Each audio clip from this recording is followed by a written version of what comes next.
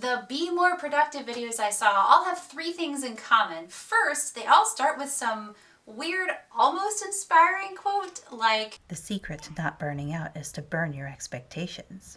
Second, they all start on a bed, like they're saying, "Hello, fellow humans, my cranial orb also requires periodic rest. Therefore, you can trust me and my techniques." And third, they all seem like they are made for people who are not caring for tiny humans in the same living space. I'm caring for 2 young humans, and I'm also often wrong. So I thought that I would give the top 4 how to be productive tips a try and see if they actually do work for me.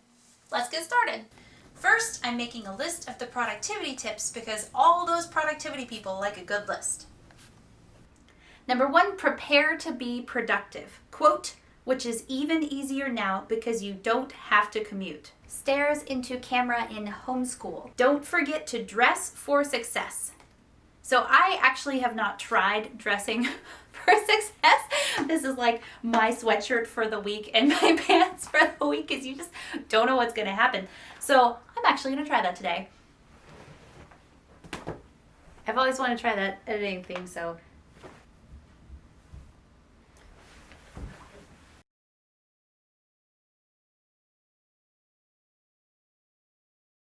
Why do I look so good?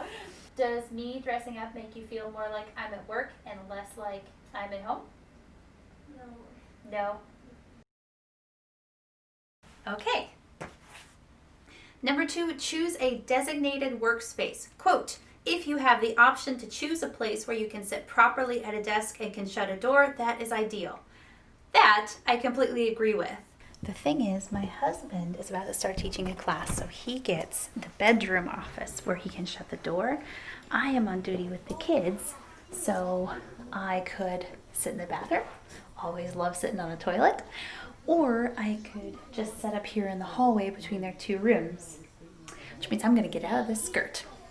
Okay, so here I am in my hallway office. I have my computer, got my trusty mom pants on, so I'm not sitting cross-legged in a skirt or even trying to, which is fine. I can work here. You know when you're mixing something to cook it and the fork or the spoon slides into the liquid in your bowl?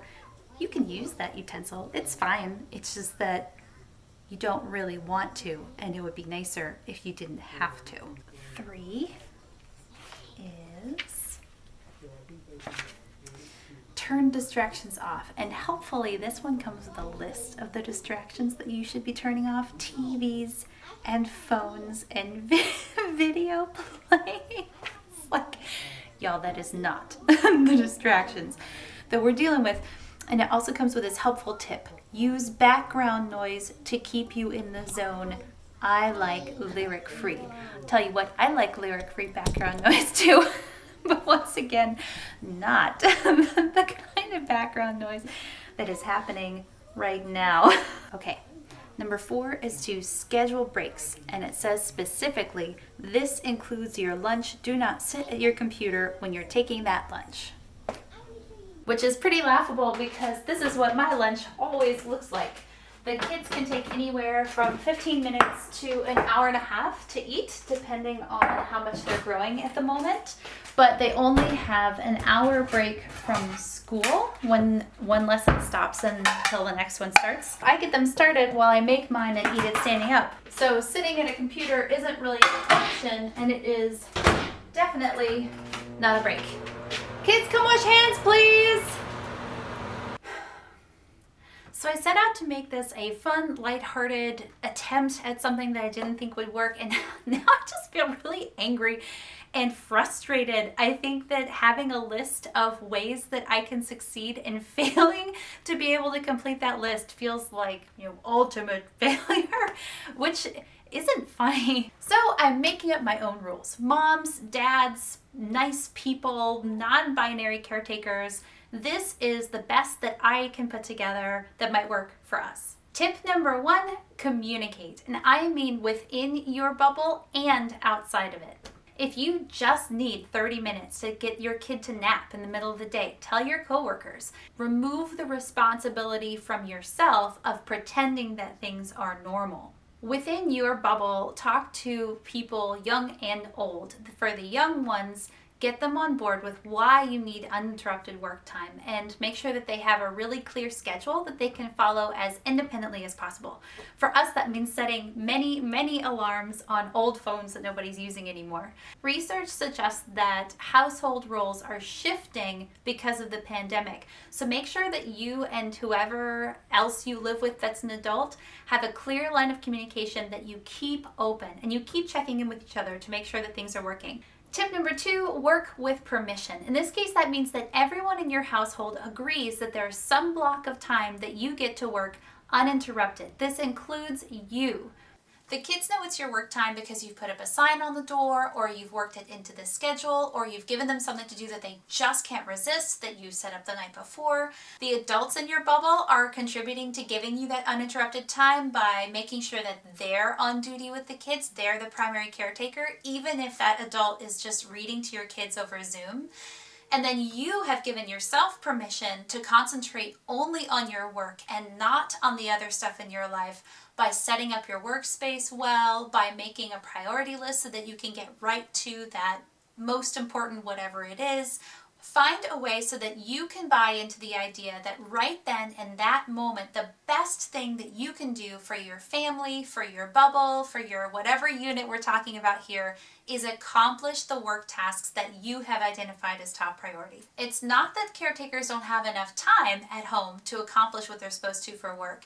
It's that the quality of that time is not what it should be. Tip number 3, prioritize childcare. Now that we've just covered how important it is to give yourself uninterrupted quality work time, I want to acknowledge out loud how much our success as moms, as caretakers, is tied to our kids' success. Prioritizing care means building the kids with all their interruptions and disorder into your schedule and then rewarding yourself for the work of taking care of them and making sure they make it through the day. That's literally someone's full-time job, usually not yours.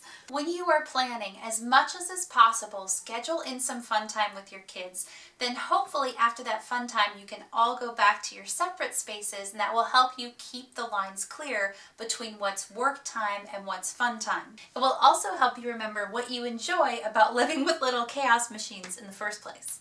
Tip number 4, prioritize your care. The most important thing is for you to build reflection time into your routine. For some people that might be while they're working out. For others it might be that you retreat to your bathroom, lay on the floor, and do nothing but stare at the ceiling.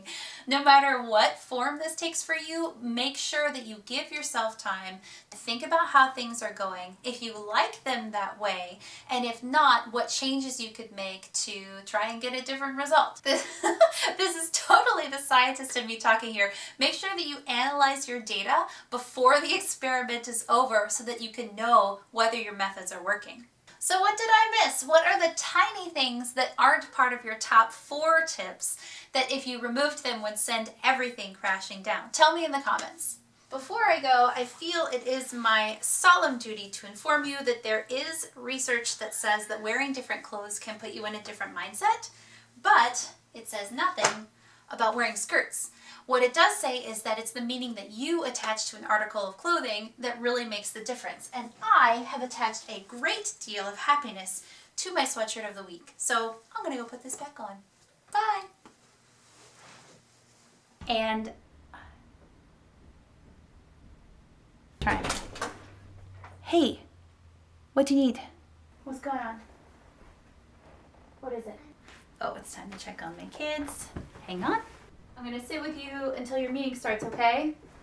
And then I can make sure the settings are all right.